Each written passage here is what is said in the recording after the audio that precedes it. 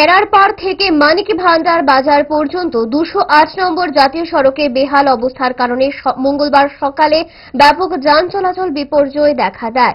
রাস্তার বিভিন্ন স্থানে কাদা ও বড় বড় গর্তে দুটি মালবাহী গাড়ি আটকে পড়ায় কমলপুর আমবাসা সড়কে দীর্ঘ যানজটের সৃষ্টি হয়।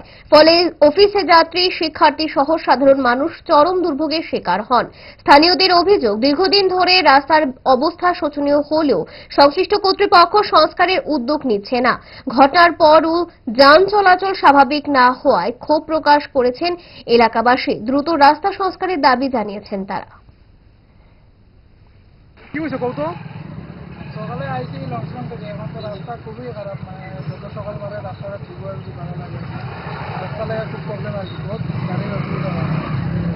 তোমরা কোন জায়গা থেকে আইছো? লঞ্চন এইটা সকালে কোন সময় আটকাইছে গাড়িটা তোমার? 8টা, সকাল 8টা। এখন তো রাস্তা পুরো জাম হয়ে গেছে গা। পুরো সকাল থেকে এখন তো অল্প খুলছে, আরেকটা গাড়ি পেছনে আসলে